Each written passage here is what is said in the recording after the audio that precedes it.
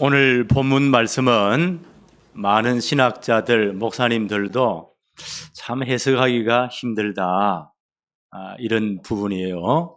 또 이런 분은 이렇게, 저런 분은 저렇게 또 해석하기도 합니다.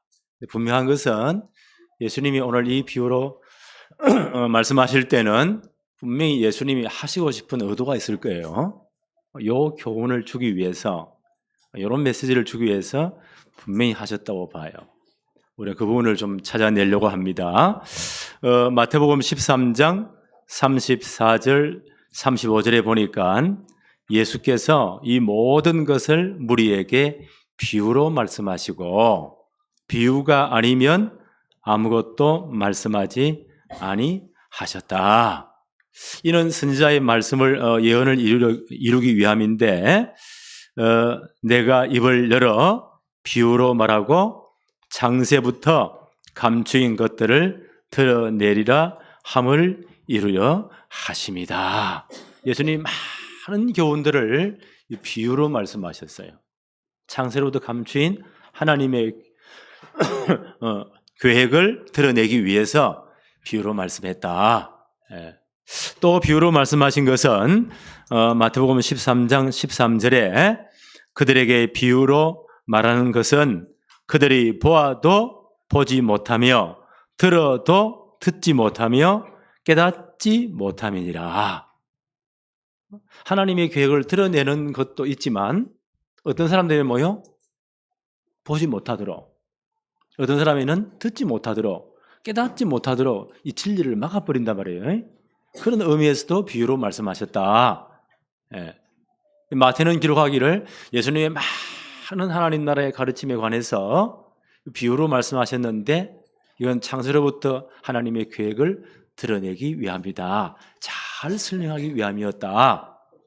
또 한 부분은요, 어떤 사람들은 들어도 깨닫지 못하도록 이 진리를 딱 막아버리기 위해서 비유로 말씀했다. 그래서 비유 해석이 어려운 거예요. 오늘 이 비유가 상당히 많은 분들이 너무 어렵게 생각합니다. 이게 불의한 청지기의 비유예요. 우리는 여기서 뭘 찾아야 됩니까? 주님이 이 말씀을 하실 때 우리에게 주시는 메시지가 무엇인가? 우리에게 무엇을 말씀하시려고 하는가? 그 주님의 의도를 잘 붙잡아야 되겠습니다. 오늘 비유 말씀은 이렇습니다. 어떤 부잣집에 청지기가 있었다. 청지기는 뭐냐니까 그 집 살림을 전부 다 사는 사람이에요. 예를 들면 요셉이 노예로 잡혀갔지만 너무 성실하니까 그 애굽의 전 왕궁의 경호를 좀 담당하는 대장이니까 대단한 사람이겠죠? 이 양반이 사람 보는 눈이 있잖아요. 그 종 가운데 히브리 청년이 너무 성실하고 하나님이 함께 하심이 딱 보였어요. 그러니까 이 친구가 하는 일, 모든 일에 그 집에 유익이 가져오는 거예요. 그래서 아주 어마어마한 이제 특권을 베풀어서 노예에서 집안 전체 살림을 맡기는 청지기로 임명을 합니다. 내 모든 재산을 네가 다 관리해. 요셉이 너무 이 직분을 잘 감당하니까요, 요셉 때문에 어떻게 됐다고요? 밭에 있는 곡식까지 전체가 복을 받았다. 청지기 하나를 잘 쓰면 이렇다는 거예요. 이 양반이 아마 많은 재산이 있는 부자니까 사람을 아주 세밀하게 골랐겠죠? 청지기의 모든 살림을 맡겼어요. 그럼 이 친구 어떻게 해야 돼요? 진짜 관리를 잘해야 되는데 오늘 정리해 보니까요, 낭비했다. 지 것처럼 막 쓰재겠다는 거예요. 그럼 이 소문이 들리겠죠? 주인이 얼마나 열받치겠어요. 주인이 불렀어요. 이런 소문이 들린다. 내가 뒤로 다 알아보니까 네가 이렇게 잘못을 했다. 지금부터 이제 며칠 말미를 줄 테니까 모든 장부 정리 다 해. 그리고 네 하는 일을 그만둬. 라고 해고 통지를 받았어요. 이 양반이 그때부터 고민이 팍 쌓이는 거예요. 나가서 땅을 파자니 노동하는 건데 노동도 아무나 못해요. 힘쓰는 일을. 내가 힘이 없고 그렇다고 빌어먹자니 네가 또 부끄럽고 어떻게 이 자식들을 먹여 살리지? 얼마나 고민이 돼야 되겠어요. 고민하다가 이 사람이 꾀를 냈다는 거예요. 나쁜 지혜죠. 나 이렇게 해야 되겠다. 그래서 그 엄청난 이 부잣집 주인에게 빚진 자들을 장부에 다 적어놨겠죠. 이걸 관리하는 분이니까 한 사람 한 사람 다 불렀대요. 불러가지고 당신은 주인에게 얼마 빚을 졌습니까? 내가 이 감람 올리브유에 대해서 이만큼 빚을 졌습니다. 오늘 성경에 보니까요. 6절에 보니까 말하되 기름 100마를 내가 빚졌습니다. 그럼 여기 정서에 이제 딱 써놨겠죠? 그걸 가지고요. 그 빚 정서 가져오세요. 빨리 지우세요. 100마리를 하지 말고 50마리를 하고 다시 바꿔 쓰세요. 라고 고처가 도장을 딱 찍어준 거예요. 어떤 사람들은 와가지고요. 나는 밀 100석을 우리말로 하면 살 100가마를 빚졌습니다. 그 정서를 찢어버리고 다시 쓰는 거예요. 80가마니라고 쓰세요. 그러니까 일일이 전부 다 불러다가 어떤 사람은 50%, 어떤 사람은 20% 따라서요. 전부 다 삭감을 다 해준 거예요. 공문서 조작한 거예요. 이건 법에 걸으면 큰일 나는 겁니다. 이렇게 해줬다는 겁니다. 탕감받은 사람이 얼마나 기쁘겠어요? 아무것도 모르는 사람들은요. 아마 이런 말을 하겠죠. 주인이 너무 좋은 분이 되어서 이번에 전부 다 탕감해 주라고 했습니다. 그러니까요. 이 주인도 보세요. 이만큼 재산을 모았으면 그냥 모았겠습니까? 많은 사람이 원망도 들었겠죠. 주인도 평판도 좋아지고 그럼 뭣도 모르는 소문이 들려오니까요. 주인이 이럴 수도 없고 저럴 수도 없고. 자, 이렇게 예수님은 평가합니다. 8절 한번 볼까요? 주인이 이 옳지 않은 청지기의 일을 지혜 있게 하였으므로 분명히 옳지 않다고 말했어요. 예수님 평가에도 분명히 옳지 않잖아요. 재산을 전부 다 횡령한 건데 옳지 않은 청지기의 일을 지혜 있게 하였으므로 그를 칭찬하였대요. 이게 이해가 전혀 안 되잖아요. 그러면 어떤 지혜입니까? 이렇게 깎아주면 딱 탕감해주면 자기가 이제 해고당한 다음에 먹고 살 길이 없잖아요. 그때 이제 자기 은혜 입은 사람들이 자기를 영접할 것이다. 돈도 주고 직장도 알아주고 많은 편리를 받을 것이다. 그 다음을 대비한 거예요. 그 다음을 대비를 좀 악하지만 악한 꾀를 써가지고 아주 야삭바른 꾀를 써가지고 지혜를 써 준비했단 말이에요. 요 부분은 요 친구가 참 지혜롭구나. 재산을 횡령한 것은 진짜 요 악한 놈인데 그 다음 먹고 살 길을 위해서 그 다음을 위해서 준비한 것은 볼 때에 주인이 이거는 진짜 네가 참 잘한 거구나 라고 평가를 해 주었다는 거예요. 계속 말씀 한번 볼까요? 이 세대의 아들들이 자기 세대에 있어서는 빛의 아들들보다 더 지혜롭다. 예수님의 평가예요. 이 세대의 아들이 누굴까요? 옳지 않은 청지기, 그 다음 바리새인들, 서기관 들고 지금 하는 말이거든요. 이 세대의 사람들, 그 다음 빛의 아들들은 누구일까요? 제자들, 예수님을 따르는 많은 세리와 죄인들, 복음받은 사람들, 이 사람들을 빛의 아들이라고 했어요. 예수님 평가예요. 내가 보니까 이 세상 사람들이 하나님 없이 멋대로 사는 사람들이 빛의 아들들보다, 우리 말하면 더 쉽게 말하면 예수님들보다 훨씬 더 장래를 대비하는 데는 지혜롭다는 거예요. 가만히 생각해보면 만든 것 같아요. 예수님 평가가. 지금 세상 사람들 한번 보세요. 얼마나 노후 보장을 위해서, 또 장사하는 분들이요, 돈 다는 사람들은 돈 버는 일은 도사거든요. 그걸 얼마나 자극을 잘해가지고 노연금을 이렇게 하세요. 이 보험을 드세요. 100세 시대를 보장합니다. 이거 얼마나 준비를 잘하는지 몰라요. 그렇잖아요. 정말 준비를 잘해요. 그 노후 보장을 위해서 혹시 직장을 잃을지 모르니까 그 다음을 위해서는 이 세상 사람들이 너무너무 잘한다는 거예요.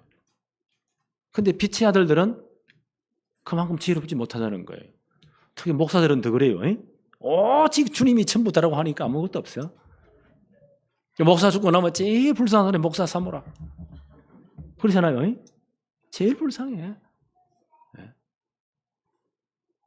이래가지고 뭔가를 막 모은다 하면요, 목사가 돈을 좋아한다고 말이지.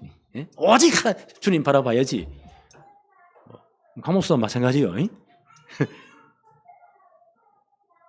지난번 우리 총회 응급부에서 전화가 왔어요. 신문에다 냈는데 은퇴한 목사님들을 위해서 우리 총회가 준비한 게 너무 없다. 또 작은 교회는 뭐 목사님 노후를 위해서 할 여력이 별로 없으니까 교회마다 조금씩 모아가지고 이 자금을 만들어서 은퇴한 목사님들을 위해서 좀 준비를 하자. 알고 보니까 뭐 5월 지난달 마지막 주일에 헌금을 해서 다 좀 모으자. 그렇게 광고를 처음 했다고 해요. 우리가 뭐 작으니까 나는 신경을 별로 안 썼는데 응급부장 되시는 목사님이 전화가 왔어요. 당신 교회는 왜 참여 안 했냐? 근데 참여한다고 했습니다.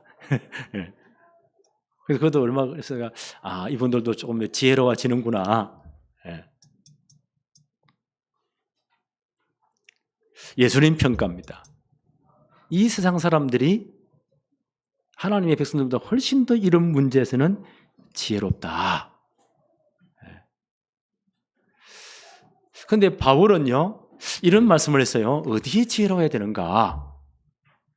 에베소서 5장 15절에 보니까 그런즉 너희가 어떻게 행할지를 자세히 주의해서 지혜 없는 자같이 하지 말고 오직 지혜 있는 자같이 해라.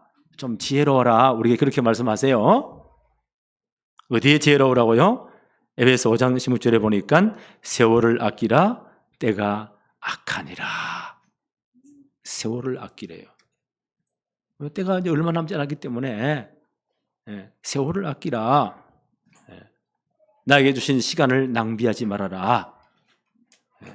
우리 시간도 우리는요, 돈은 굉장히 나가면 막 너무너무 억울하기도 하고 누가 사기를 쳤다 너무 열받치기도 하고, 그런데 시간을 빼앗는 것은요 별로 그렇게 소중히 안 여기는 것 같아요. 그런데 성경은 말하기를 세월을 아껴라. 지혜로운 사람은 세월을 아낀대. 시간도 하나님의 것이거든요.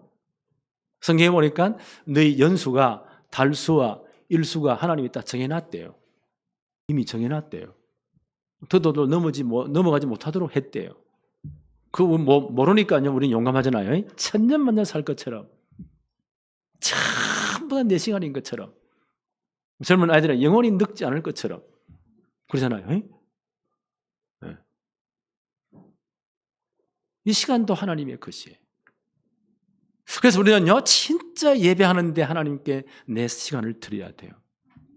하나님과 정말 교제하는 시간, 하나님을 진짜 만나는 시간, 하나님께로부터는 정말 힘을 얻는 시간, 이 귀한 시간들 우리 하나님께 진짜 하나님 교제하는 시간이 있어야 돼요.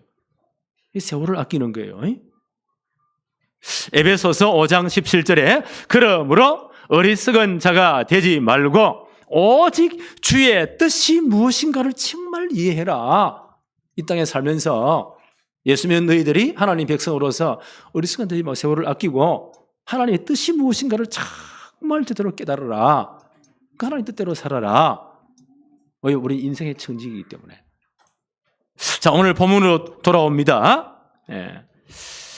우리가 9절을 다시 한번 더 볼까요? 주인이 옳지 않은 청지기의 일을 지혜 있게 하였으므로. 자, 이 훗날을 대비를 했다면 이것만큼은 지혜 있어요. 약한 꾀를 쓴 겁니다. 칭찬을 했다. 그 부분은 참 잘했다. 예수님의 평가. 이 세대의 아들들이 자기 시대에 있어서는 빛의 아들보다도 훨씬 더 지혜롭다. 9절입니다. 내가 너희에게 말하노니. 이제 주님이 하고 싶은 말씀이에요. 이 비유를 통해서 주님 이걸 지금 말씀하고 싶은 거예요. 9절입니다. 내가 너희에게 말하노니 불의의 제물로 친구를 사귀라. 그리하면 제물이 없어질 때에 그들이 너희를 영주할 처소로, 무엇일까? 영원히 거할 처소, 이 하나님 나라 천국이죠. 그리로 인도할 것이다. 이게 참 난해한 구절이에요.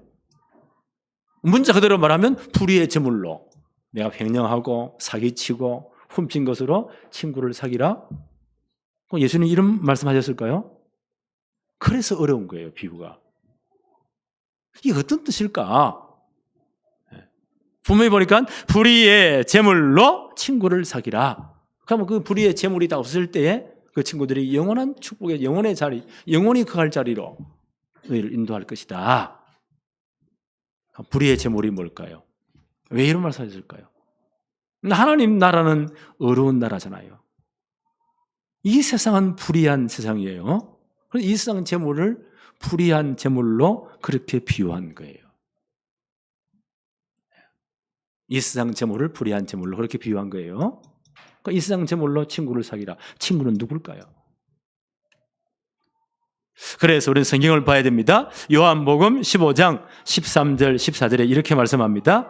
사람이 친구를 위하여 자기 목숨을 버리면 이보다 더 큰 사랑이 없다. 예수님 직접 하신 말씀이에요.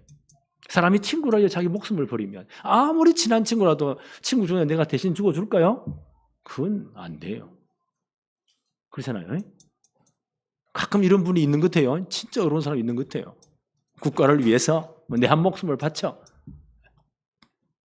사람이 친구를 위하여 자기 목숨을 버리면 이보다 더 큰 사랑이 없다.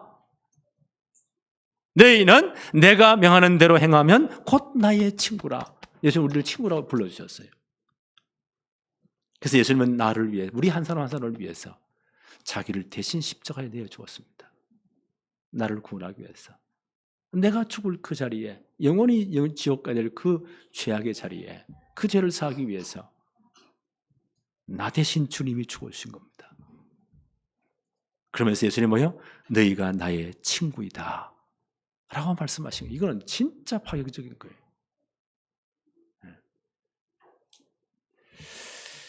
그러면 영주할 처소, 영원히 거할 처소는 뭘까요? 요한복음 14장 2절 3절 예수님 이렇게 말씀하십니다. 내 아버지 집에 거할 것이 많도다. 그렇지 않으면 너희에게 일러서리라. 내가 너희를 위하여 거처를 예비하러 간다. 가서 너희를 위하여 영원히 거할 거처를 예비하면 내가 다시 와서 너희를 내게로 영접하여 나 있는 곳에 너희도 영원히 있게 할 것이다.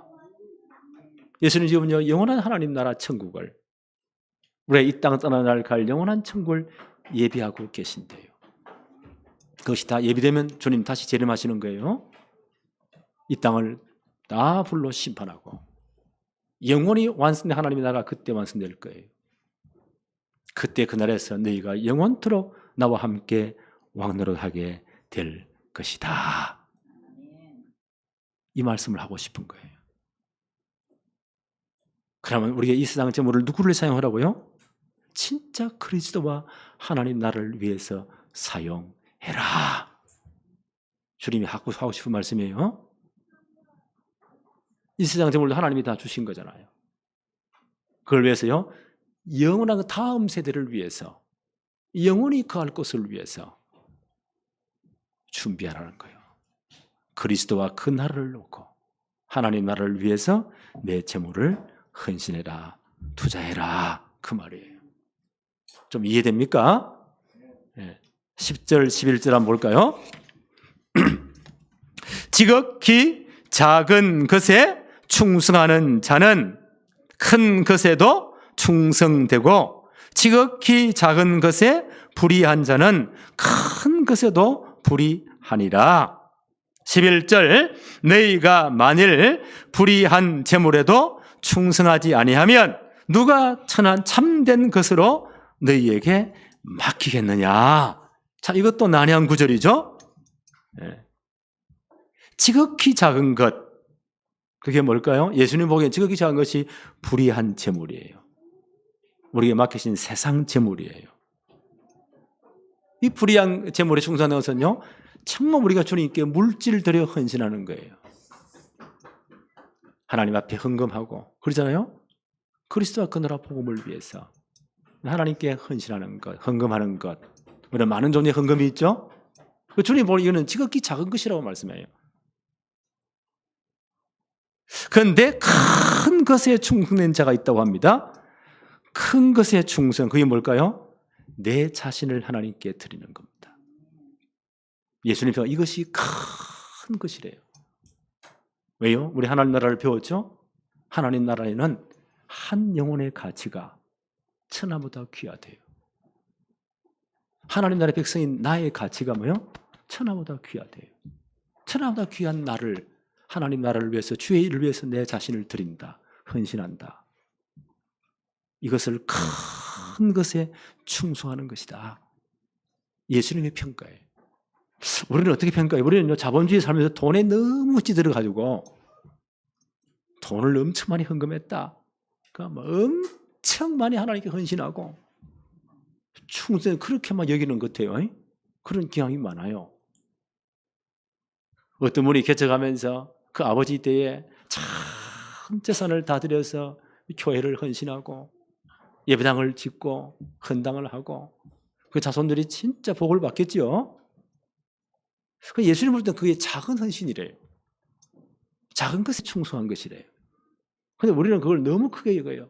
어떤 분들은요, 막 우리 아버지가 이 교회를 해서 얼마나 헌신했는데, 예? 나를 왜 이렇게 못 알아주냐고 악을 쓰는 사람도 있다고 해요. 예수님 볼 때 아니야, 그건 작은 거야. 진짜 헌신은 뭐라고요? 나 자신을 드리는 겁니다. 내 인생 전체를 드리는 겁니다. 그 드리는 표현 중 하나 또 예배일 수도 있어요. 그렇죠? 내 삶을 하나님 나라를 위해 드리는 거예요. 이건 큰 헌신이다. 큰 것에 충성하는 것이다. 이해하시겠어요? 네. 12절 한번 볼까요? 너희가 만일 남의 것에 충성하지 아니하면 누가 너희의 것을 너희에게 주겠느냐? 또 이거 참 난해한 구절이에요. 남의 것. 남의 것이 뭘까요? 하나님 주신 재물이기도 하고 하나님의 것을 의미합니다. 하나님의 것. 우리 하나님의 것을 맡아서 지금 관리하는 거예요. 청직이에요. 우리 여기에 충성해야 돼요. 고린도전서 6장 19절로 20절에 바울은 이렇게 말씀합니다. 너희 몸은 너희가 하나님께로부터 받은 바 너희 가운데 거하시는 성령의 전인 줄을 알지 못하느냐?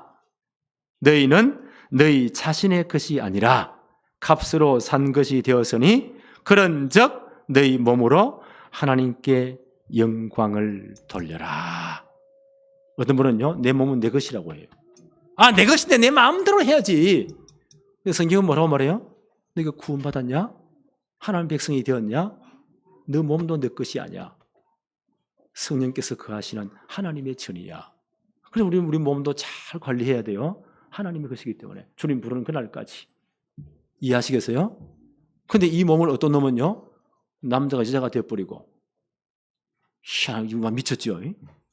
여자가 남자가 되어버리고, 그걸 막 인권이라고 박수도 쳐주고, 이런 사람은 소수의 사람이지만 보호해야 된다고. 지 몸을 멋대로 바꾸는 것. 나는 하나님의 것을 마음대로 쓰는 것. 심각한 문제 올 거예요. 그것 때문에 앞으로.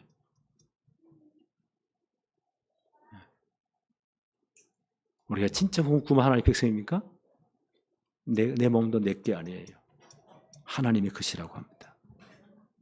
하나님 내게 주신 모든 재능 내게 안에 하나님의 것이에요. 물질도 하나님의 것이에요. 우리의 시간조차도 다 하나님의 것이에요. 우리 하나님의 것을 빌려 지금 서고 있는 거예요. 부름받는 그날까지. 이해하시겠어요? 그래서 내 거 아니에요. 남의 것, 하나님의 것이에요. 우리는 마치 어떻게 해요? 참나 내 것처럼 사용합니다.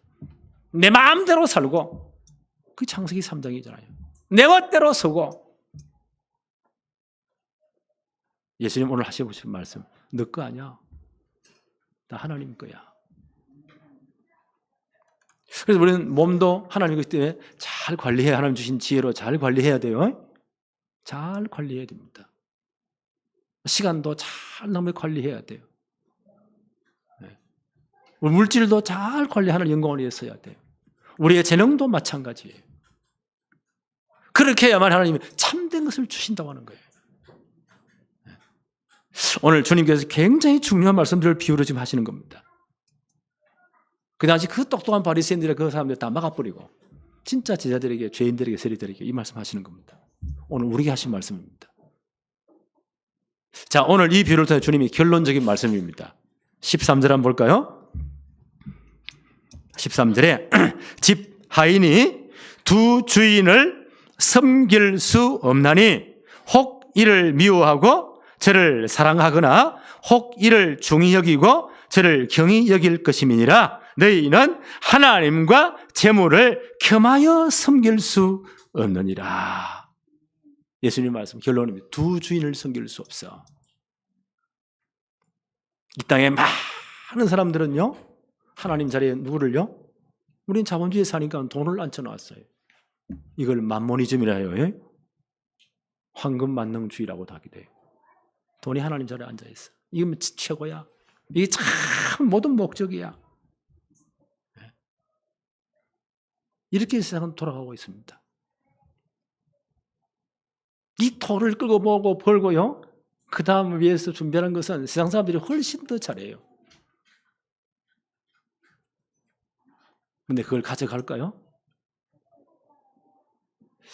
속담에 죽은 자의 옷에는 뭐가 없다고요? 주머니가 없대요.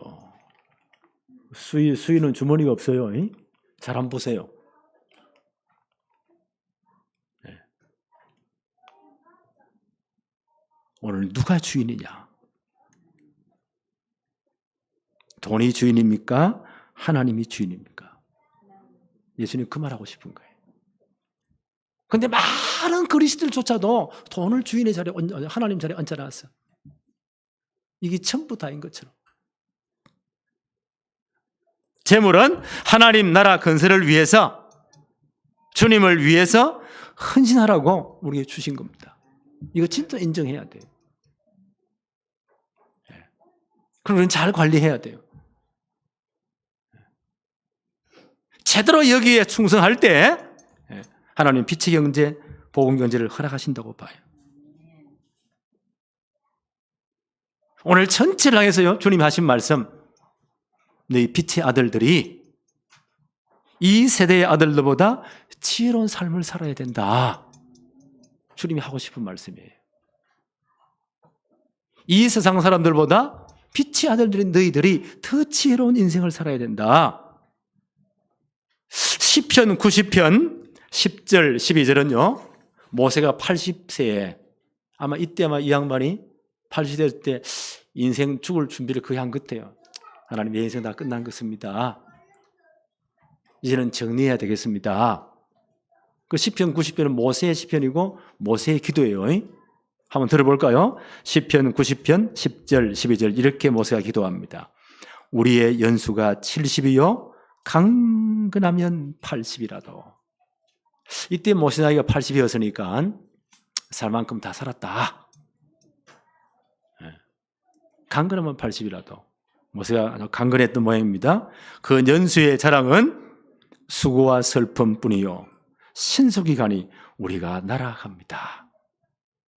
모세 인생을 보니까 수고와 슬픈 인생을 살았구나. 그러면서 이분이 하신 기도입니다. 시편 90편 12절에 우리에게 우리 날 계수함을 가르치사.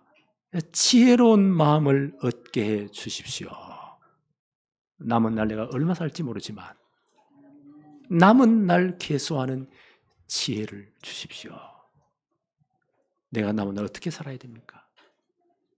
하나님의 절대 기록을 내가 어떻게 내 인생을 헌신해야 됩니까? 라고 그 지혜를 구했다는 거예요. 그 모세의 연수를 120살에 이분이 부름받잖아요. 그 120년을 3등분을 할 수 있어요. 왕궁에서의 모든 준비를 하는 기간 40세까지. 그 세상 것까지는 안 돼요.